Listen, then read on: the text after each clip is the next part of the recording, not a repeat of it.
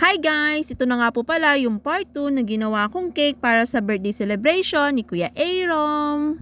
Disclaimer nga po pala guys, hindi po talaga ako professional baker ha. Yung binibake ko nga pong cake is kami-kami lang po ng family ko yung kumakain. Para nga po pala sa mga hindi nakapanood ng last video ko, sa tuber boiler ko nga po pala ito ibinake.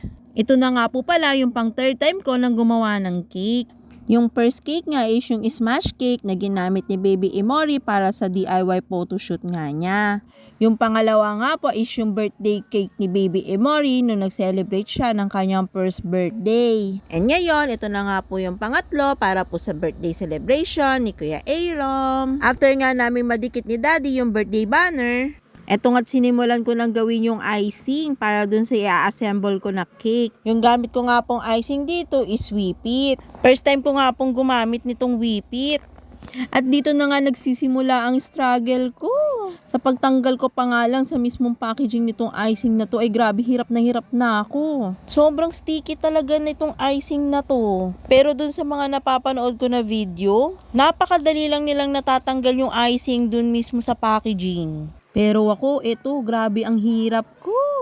Hindi ko na nga sinimut yung laman ng packaging na yan kasi grabe talagang sticky niya.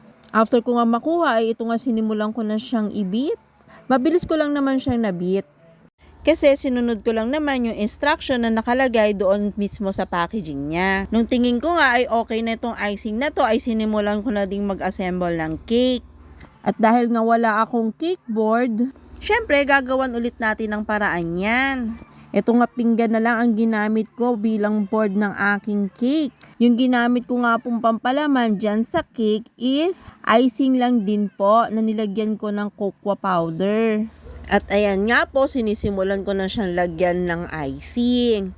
Sa paglalagay ko nga ng icing dito ay grabe, struggle pa rin. Basta nung mga time na yan, ang goal ko lang ay matakpan ko tong cake na to. Noong mga time na nga na yan, parang nawawala na nga ako ng pag-asa. Siyempre, hindi ko yan sinukuan. Nilaban ko pa rin talaga yung cake na yan. Kasi ito lang talaga yung magiging cake ni Kuya Aaron para sa kanyang birthday. Ayan nga't sinisimulan ko nang i-script yung icing. Habang ini-script ko nga siya, natatanggal yung icing, pati yung cake ay nasisira na din. Ay Diyos mio, sa sobrang stress ko nga, pinatay ko na lang yung video.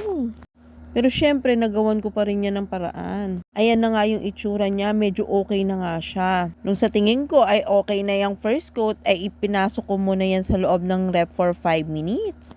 After 5 minutes nga ay sinimulan ko na din siyang lagyan ng second coat. Ang naging color nga nitong cake na to is white and blue.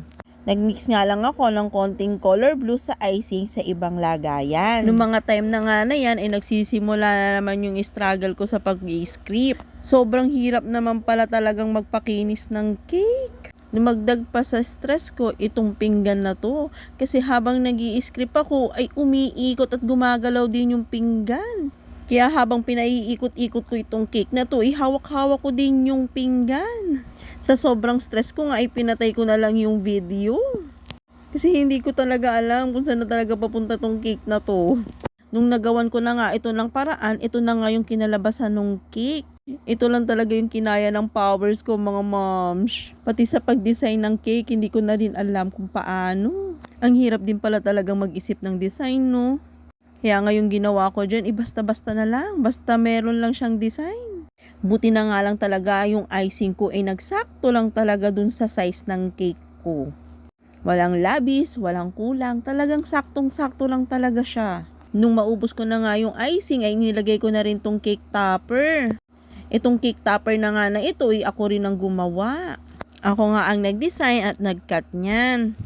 Noong mga time na nga na yan, ay napapangiti na ako dahil nakikita ko na yung itsura ng cake.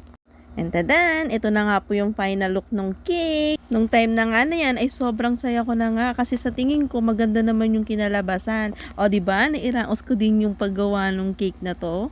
O siya, hanggang dito na lang muna. Thank you for watching. Bye!